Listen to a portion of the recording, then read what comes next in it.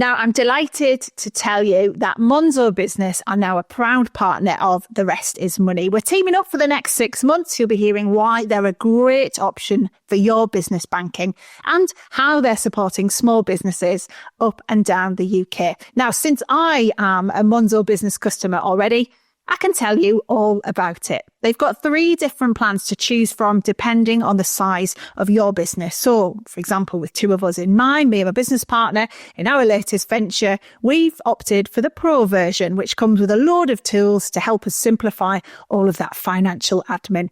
There's also Light for sole traders and Team for those slightly larger businesses that are scaling up. So why not join me and over 500,000 businesses already banking with Monzo Business and sign up for an account today. Only sole traders or limited company directors in the UK can apply. Invoicing is available with Monzo Business Pro for £9 a month and Team for £25 a month. T's and C's apply. Hello and welcome to The Rest is Money with me, Steph McGovern. Now, Robert is currently stateside with the Prime Minister. We're going to be getting an update on all of that when he's back on Friday. But in his place, we have our podcast grandfather. I don't know how to describe it. Alistair Campbell. Steph. That's a bit much, isn't it? That is awful.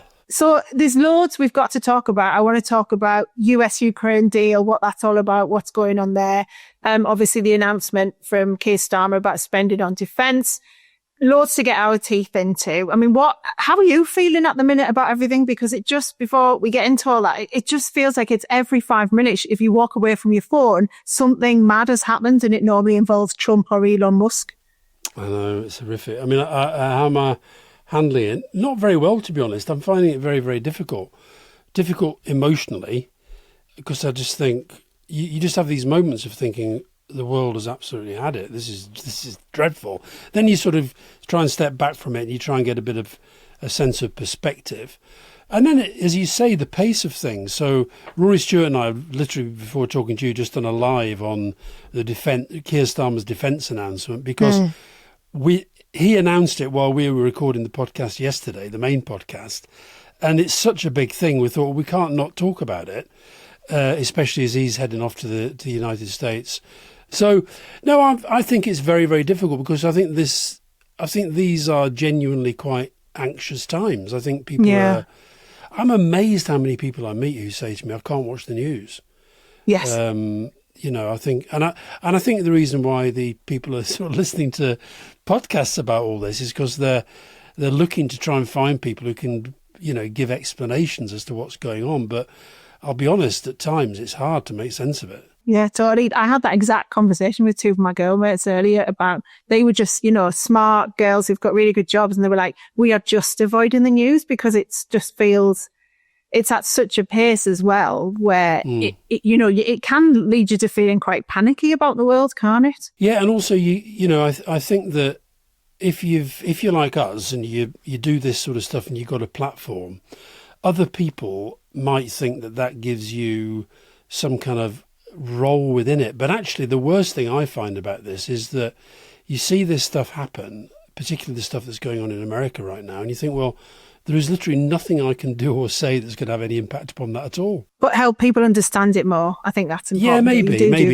But I think if you're a complete control freak like me, Steph, it's a horrible feeling. Yeah. Let's start with the Ukraine deal, because that's very much kind of dominating the headlines today. And I'll just do a little kind of recap of where we're at with that. So last week, of course, we had Trump calling Zelensky, the Ukrainian president, a dictator and basically blamed him for starting the war in Russia, which obviously everyone was outraged about. But this was off the back of Zelensky turning down essentially a demand from the US to pay back the military aid that has been given to them. And Trump wants this paid in the form of the money that can be made from Ukraine's rare minerals and other resources. And I'm going to explain that a little bit later. But Zelensky originally said no to this offer and said this $500 billion that the US was saying they were owed in military aid was wrong. There was an accusation of disinformation and all of that. It blew up into a massive row.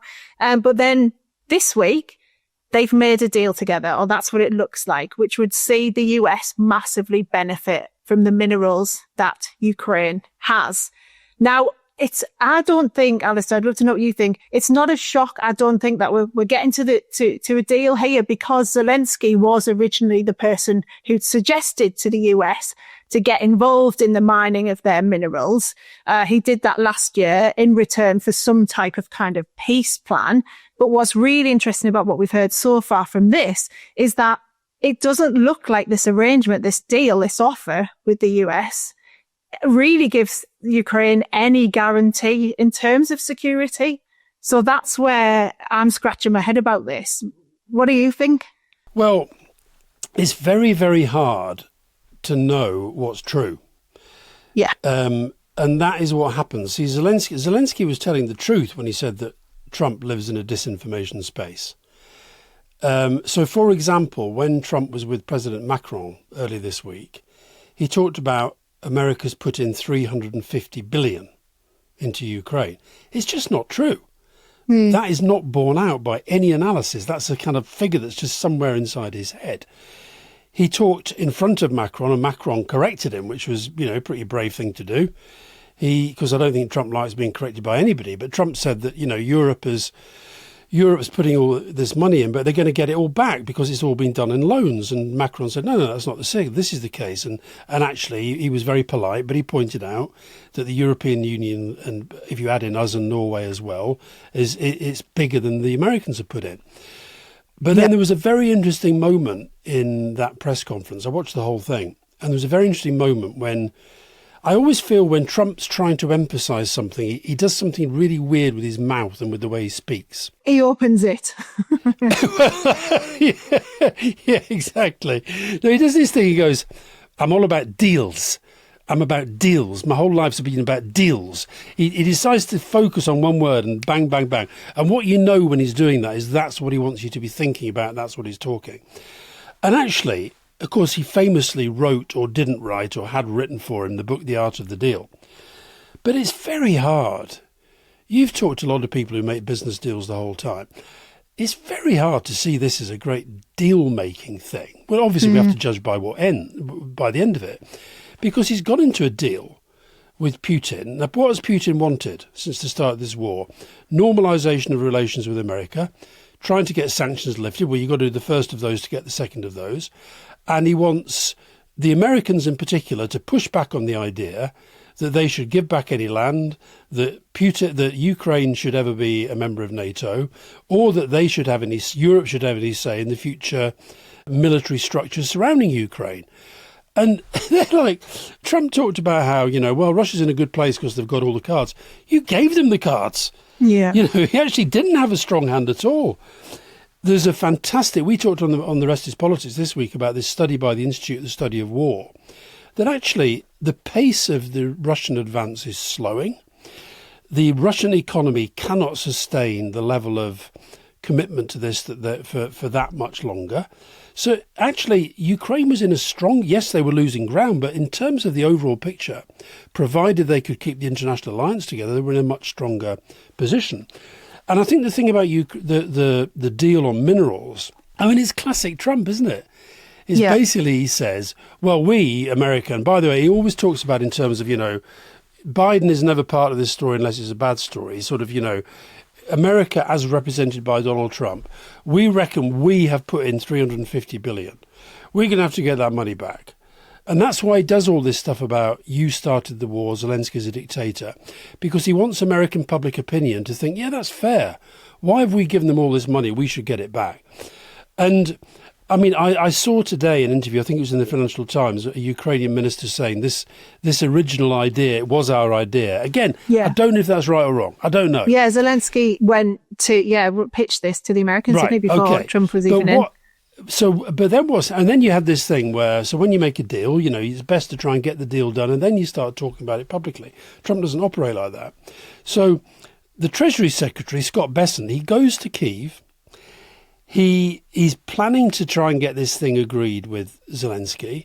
He doesn't get it agreed with Zelensky for whatever reasons, maybe one day we'll find out. To which Trump's response is to go, Scott Bessent went all the way there and the guy couldn't even see him because he was asleep. There are pictures of them meeting. There are pictures of them talking, having a long meeting. And you think, so it's very hard to know what actually happened. And to be fair, from Zelensky's perspective, I mean, he is in a really tough place right now. Yeah. He knows that Trump doesn't like him. He knows that America has shifted position almost 180 degrees. I mean, they're no longer... You had a situation, there was a thing on social media today where Mark Kelly, the American Democrat, was at the nomination hearing of the Deputy Defense Secretary. Okay. And he asked him this question: in your view, did Russia invade Ukraine? The guy just wouldn't answer. He was dancing around and finding this phrase really and that depressing. phrase. It's so depressing. It's interesting because, looking at this from a kind of economic perspective of, you saying there Trump wants deals and that's what he's bothered about. He wants to show the Americans he's going to make them money. The reason why, obviously, Ukraine is so interesting to Trump on that level is because of this richness they do have in these minerals. And I think it's just worth explaining a bit about that because, Ukraine is rich in lithium, titanium, graphite, really rare minerals like scandium and zirconium. And these are basically the building blocks, the things that go into pretty much everything we use in life. We've talked about it on this podcast before about how important they are in things like cars, planes, batteries, phones, communication technology on every level. And it's estimated that Ukraine has these massive underground deposits of these minerals worth in the trillions. There was one estimate that puts it at something like $11 trillion worth of stuff. Did I read today that they reckon that 5% of the world's minerals and rare earths are in Ukraine? Yeah, which is incredible. Some of that is ground that's been taken by Russia. But there's a couple of issues around this. One is, yes, it's undeveloped. Two is there really that much there? There's a lot of skepticism around actually what is down there because it is undeveloped. No one's actually been down there and properly had a look at all of them. And there's also the amount of money that's going to need to be invested into it in order to get them out. Trump is just plain monopoly, isn't he? He's like, that's where I want to, get. Same with Greenland. Greenland is also rich in these rare minerals. So he's just like, let's buy Greenland. Let's just go and take over these places and get all this stuff. And so therefore you can see where Zelensky's coming from in the thought of this is our asset. We've got what the rest of the world really wants in order to progress and have all this amazing tech. We've got it. So therefore it is the only thing they have really to put on the table for deals. But it's like, where does this end and what does it really mean? And is it like this fake pot of money that's at the end of a non-existent rainbow? Because that's also a bit what it feels like. Yeah. And two things have happened. First is Trump is now president, and that has led to a genuine shift in American policy and American strategy vis-a-vis Ukraine. And if you remember during the campaign, he said, I'm going to sort this war out in 24 hours. Well, everybody knew that was a figure of speech. But this was the move, this big shift, started with the J.D. Vance speech in Munich and with the Defence Secretary, Exec, going around saying that, Europe can no longer depend on America in the same way that it has done for the last decades. Lots of talk about Europe having ripped them off, all that stuff going on. And then when you start to think about, well, what does a deal mean? It revolves around issues of land, issues of sovereignty, issues of territory, and issues of then the security of that territory. And I guess, I don't know, I can't get inside the guy's head. I guess what Trump is essentially doing is saying, well, everybody's thinking about security guarantees in terms of, tanks and soldiers and planes and all that stuff. But actually, what bigger security guarantee would you want than the fact that you've got, big Uncle Sam economically all over this place? Because we're trying to help you to get rich and help ourselves to get rich with the minerals in your ground. And I think that's the only kind of logic I can sort of find that maybe he's trying to apply to this. But I think when you do that in the context of his general demeanour towards Ukraine and his general demeanour full stop. I don't know if you've seen this thing doing the rounds today that he posted on his own social media. I know what you're going to say. About the Gaza, the arming. Trump Gaza. Now, I don't know who's made it, but the fact that he's posted it on his own social media means he must like it. And it's one of the most disgusting things I've ever seen in my life. Him with a gold statue of him in Gaza, Trump Gaza casinos, Trump Gaza beaches. I mean, it's just horrific. So is that part of him owning the libs, which they love to do, get people like me really wound up? Or is it actually that's the way he thinks about the world? So when he says, I'm going to get Greenland, he's serious. He doesn't know how, but that's what he wants to do. When he says, I'm going to make Canada the 51st state, he's serious. And likewise with Ukraine, look, we put all this money in. You need to pay us back. You need to be a bit more appreciative. We'll have what you've got in the ground. Well, what do you want? And that's really tangible to somebody, you know, if you're an American saying, what is our president doing? That's really tangible, isn't it? It's like, it's not the kind of, or how much difference is he making to the quality of life and things. If you can think he's bringing our money back, then that, you know, this was something I remember, I was very lucky to have a lunch with Hillary Clinton before Christmas. And one of the things she was saying to me is what obviously lost them the election, Kamala Harris, the election, was the fact that whatever the Americans voting for Trump just could see was inflation is a massive problem and it is Biden's fault. And, you know, Trump's going to solve that. Now, the chances are everything he's doing with trade tariffs and everything else is going to massively ramp up inflation. The irony there. But as Robert and I often say on this podcast, the other thing that Trump has as his defense in all of this is the fact that so many assets are backed by the dollar, which, you know, comes back to him, which means that even in times of chaos created by him, people will then put their money into the more certain assets, things like gold or whatever, which are backed by the dollar. And therefore it's like no matter what, there is a very big chance he might massively benefit from this, because no matter what happens and what chaos he creates, it'll still come back to the dollar and the American economy being stronger because of it. Well, that I'm sure is part of the way that he thinks and his mind works. But I think a lot of this stuff is fraught with risk, including for them. Yeah. What I find really odd in relation to the way that he's handling this whole Ukraine thing, because he's got two projections of himself that he puts out all the time. One is, I'm a great deal maker. And the other is, I'm a real strongman leader. Okay. And, you know, on our main podcast this week, I quoted a woman that we've interviewed before, Fiona Hill, who used to be Trump foreign policy. She's a Brit, but she was a foreign policy advisor to Trump in his first term. And she wrote this amazing article about 4 years ago now, after he'd left office, when Biden was in, about what it was like working for Trump and what she'd learned and what she thought. And when you read it now, and I quoted the key, I haven't got them in front of me, but essentially what it was saying was that he respects the other strongmen leaders more than he respects the advice that he's getting from his own people. So people find it really weird. Why does he believe Putin rather than his own people? Answer, because he respects Putin, because he sees him as a fellow strongman leader. Why has he got this thing about Xi Jinping as being, you know, he always says nice things about him, even though China's like their big enemy and what have you? Answer, because he's become a president for life.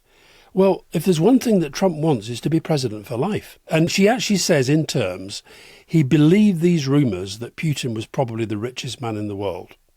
And he admired the way that he used his running of a country like it was his own business. And I've written my column in the New European and said, you know, we've got to imagine this as Tony Soprano with an army, or Don Corleone with nuclear weapons. So that, I don't think it's more complicated than that. He looks at Putin and thinks, I want a lot of what you've got. Yeah. Yeah. Well, we were talking to Bill Browder about this, because obviously, you know, he doesn't like him. Well, no, yeah, funny, obviously, and he was behind the kind of financial sanction laws, the Magnitsky laws and all of that, which obviously are in play at the moment. But he was saying a similar thing about that. And just in terms of Putin's just created this magic richness, which is actually just through how he's, you know, corruptly run the country. And it's not through graft or anything. But as you say, Trump wouldn't care about that. He just cares about who's ended up winning the game, who's the one who's the richest. You know, if you think, I find it absolutely mind-blowing, just to give you one example. So that Trump first term, his Middle East advisor was Jared Kushner, who was is the husband of his daughter. Yeah. And whose dad had been to jail for all sorts of dodgy stuff. Trump has pardoned him, and he's now the ambassador in Paris. Okay. Now, that alone, you think, oh, hold on a bit. Jared Kushner, on the back of being his Middle East envoy, comes out of that job, which if I was doing a job like that, I'd imagine I'll be on a kind of, reasonably good state salary, probably, just into six figures dollars. He comes out and he sets up a £2 billion hedge fund, $2 billion hedge fund. The fact that on the eve of the election, Trump launched that meme coin thing, right? Yeah. That made squillions of money. Yeah. The fact that they're getting rid of all these inspectors general who are meant to be looking out for fraud and waste and abuse. They're getting rid of the guardrails against corruption. And, Scaramucci, Anthony Scaramucci, who does our American Rest is Politics US, he's on the record as saying Trump and Musk between them are ushering in a golden era of corruption. They sat together on a TV studio the other day on Fox News, of course. They sat there and the question was asked, well, how are you going to work out conflicts of interest when the guy's the richest man in the world? He's got all these companies that relate to government, that are regulated by government. How are you going to work out if there's a conflict of interest? And they basically said, we'll just have a chat about it and we'll decide. It's so normalised. Yeah, the danger is, though, which I have said to Robert before, is what if it works, though? Like, what if... Do you mean economically? Yeah, like what if they do manage by getting rid of the bureaucracy? Yes, okay, corruption increases and all of that, but what if it does make things better for Americans in terms of the money they're making? You nearly said, what if it makes America great again, didn't you? Yeah. It was popping into your head. No, but I mean, don't take away all the moral, obviously horrendous moral and ethical problems here. That there is a danger it might just, it might just work and it might make their economy better. And that's really... Because, Elon Musk is also the richest man in the world, not by default. He's done that through building all of these companies and things. Unlike Trump, Musk is a genuine business person. He's clearly a very intelligent person. And obviously, this is a really dodgy relationship. A lot of it based on massive deals with governments around the world. So we're talking about, I think we've got to, look, I'm not saying to become the richest person in the world, whoever you are, and to have all these amazing businesses that he runs. I'm not undermining at all the fact he's incredibly clever and he's a historical figure and that's kind of what he wants to be. Fine. But ultimately, once you get to that position, you've got to understand, there is such a thing in life as values and character. And I saw recently the Prime Minister of Norway, Jonas Gahr Støre. Now, they were... When Musk was Tesla was first becoming the thing that Tesla's become, Norway was one of their big markets. And he was saying that the guy was easy to deal with. He was great to deal with. He was, this person we see now is a completely different person. So bringing it back then to where we are next in the story, we're obviously, Keir Starmer's on his way to the States. You've been there with a Labour Prime Minister with a Republican president. How different do you think this is going to be? What does he want out of it? Like, what's your thoughts on it all? I mean, honestly, I think, I was talking to somebody in Keir's team the other day and saying that, whatever difficulties and challenges we might have had trying to develop a relationship with George W. Bush, it's as nothing compared to this. I think in a way, although it was probably a bit irritating on one level that Macron got there for the first meeting with a European, as it were, I think on the other hand, it was actually quite helpful because Keir and his team will have been able to, and I know Macron and Keir have been talking a lot about, both of their visits and they're kind of working pretty hand in glove, I think. So you saw, I think a similar approach is what's required. And I don't mean all the sort of, the tugging and throwing and the touching and the touchy-feely stuff and all that, because that's just not Keir. Yeah, that's so... It's just not him. But what I do mean by that is that sometimes, as Trump comes out with a load of nonsense, you just got to sit there and take it. I thought Macron was an absolute masterclass in neutral body language when Trump was talking absolute rubbish. He didn't but then when he went over, for example, it was Macron who kept talking about the Russians being the aggressors. It was Macron who corrected him very publicly on getting his facts wrong about what Europe had put in. and so forth. It was Macron who said, if we're talking about compensation, it's got to be for the Ukrainians, nobody else. So he made those points, but he did it in a way that didn't have Trump sort of, leaping off the deep end. But ultimately, I don't think we know what the effect of these meetings will be, because in a way you've got to be in the meeting after the meeting with the other side, So what we'll know when Trump starts to talk about it in public after the event. We won't necessarily know from how they talk to each other or from the press conference afterwards. But I think Keir's got to be very, very clear that this current situation and the sense of America vacating the field is bad for Europe, but it's bad for America as well. He's got to somehow persuade him of that. Very difficult thing to do. I think the other thing, I don't know how you do this. I've been thinking about this a lot, and I ruminated about this on the podcast, and I still can't work out how you would frame this. But he's got to get across that point somehow that, you know what, Donald, you think that you're being a strong man, but you've given away too much here, and they actually maybe think you're a bit weak. Whether you can say that to his face, I don't know, but that thought has to get into his head, because that's the truth. That's the truth. Putin's thinking, I've got this guy around my finger, which he has, and everyone can see that. Apart from Trump, Trump can't see that though. Well, what you got to understand is, you're talking about a level of narcissism that is off the scale. The fact that I don't know if you watched his press conference with Macron, right? Yeah. The first question was so obviously a planted question. Yes. About a poll that nobody really believes, because it goes against all the other polls that are out there, saying that Trump is hitting sort of stratospheric popularity satisfaction ratings. How insecure have you got to be to have that as the sort of big thing when you're talking about matters of war and peace? But he absolutely is. And there are, no offence, but there are loads of blokes like that out there who unfortunately have a lot of power but are deeply insecure. And just, is it a man thing? Is it a man thing? Well, but it is really. But that was weird, and I think the constant sort of denigration of Biden, and this wouldn't have happened if I'd have been president. It's a level of me that is. I don't think the closest I've ever seen to it. But it's a different scale. Was maybe Robert Maxwell, when I worked for Robert Maxwell at the Mirror. Yeah. You had that thing that this is all around, everything going on is all about me. But Trump is on a scale that it's a different level.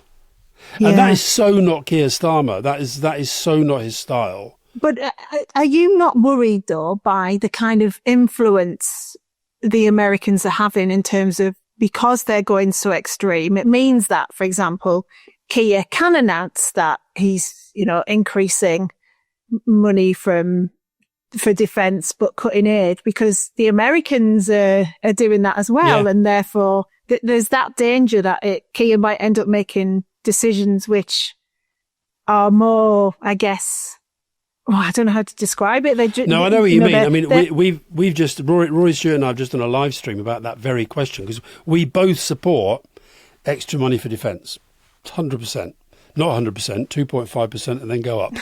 But both strongly believe that it's not the right thing to take that budget out of the aid budget, which is actually part of our defence and security as well. Yes, of course, because one leads to the other shoe needs. Correct. So, and I think there is a danger that we just think, well, if the Americans are doing it, maybe we've got to go down that road, particularly the road that they're going on, which is a sense of, nationalism and ethno-nationalism and the whole kind of, some of the kind of really extreme stuff that's out there and that they're pushing out there.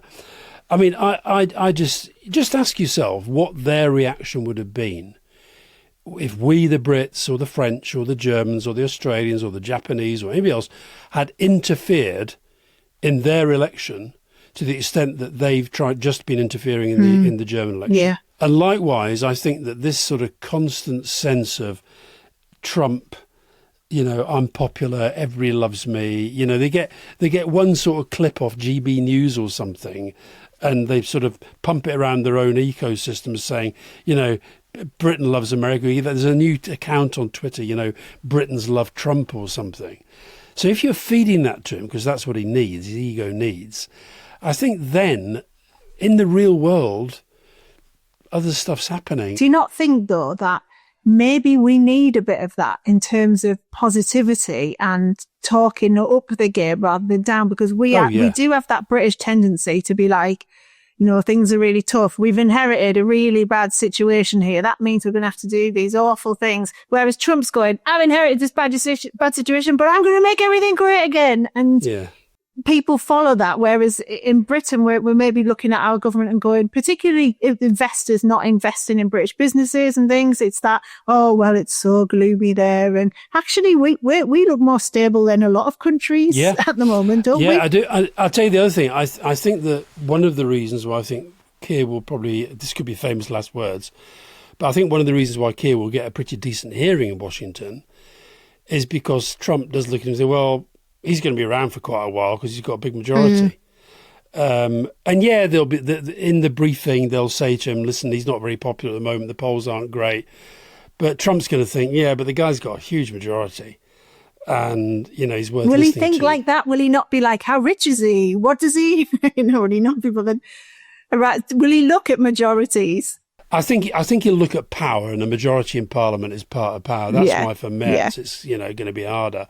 But I think that you're not dealing with you said at the start, so the presidents I saw close up as a journalist, I saw Reagan, I saw Bush Senior, and then with Tony up close, Clinton and Bush Junior, and Biden not as president, but before that, and you look at this is like nothing you could ever imagine in America. Even America, you just can't imagine that this is happening. So, and for Keir, who's so kind of public service and staid and sober and serious and wants to get the words right and wants to think about the issues, it's going to be fascinating to watch. It is a real challenge of statecraft, though. It really is. I mean, this is like right up there. I'll tell you one thing I said on the podcast, and I meant this, is that I've been really quite impressed by the way that quite a lot of Tories that I've been seeing on the airwaves, not always at the current. I listened to Jeremy Hunt. I thought Rishi Sunak said some interesting, quite sensible things. Tobias Ellwood, who's no longer there, James Heapy, Ben Wallace, the former Defence Secretary. I've been listening to things they've been saying and posting and what have you. They get just how much this meeting that Keir has with Trump matters. It really, out of this flows all sorts of stuff. So it does matter. And I think the other thing he's got to let go, there's no way, he can't control what the other guy does. He can only control what he does and how he comes over. And again, I think that's what Macron did that very, very well. He didn't get drawn in too much to the madness. He knew what he wanted to say. He said it. He came out of it pretty well, I thought. It'll be interesting to see what Keir says about the meeting versus what Trump says about it as well. Yeah, the great thing about those joint press conferences, and the one that sort of the two most difficult ones for us in a way, was the first one with Clinton in the White House, was right in the middle of the whole kind of Monica Lewinsky, Paula Jones stuff was going on. And that was all the American media were really interested in. It was one of those moments when there's me, Tony, Clinton, and Clinton's press guy, Mike McCurry, in this little huddle before they went out to the press conference, sort of going over tricky questions, what to say, what to do, all that sort of stuff. And it felt high risk. It really did. And out they went, and it went absolutely fine. And likewise, the first one with, I don't even remember, with George Bush. And Tony did this press conference where one of the questions was, isn't this a bit weird? This guy got on really well with Bill Clinton. What have you guys got in common? Do you remember this? Yeah. And Bush said, we both use Colgate toothpaste. Yeah. And we're all going, how does he know? But it's sort of... I don't know. So look, anything could happen. The thing about this though is you think a lot of these big moments. Sometimes you expect them to be big moments, and they are. Other times you expect them to be big moments, and they're maybe not. Yes. But if you look back through history, I mean, the number of times that history, when it gets defined by pictures, for example, often it's pictures of meetings between presidents and prime ministers. I mean, that's kind of what drives history. So yeah, it's a big day for Keir, this one.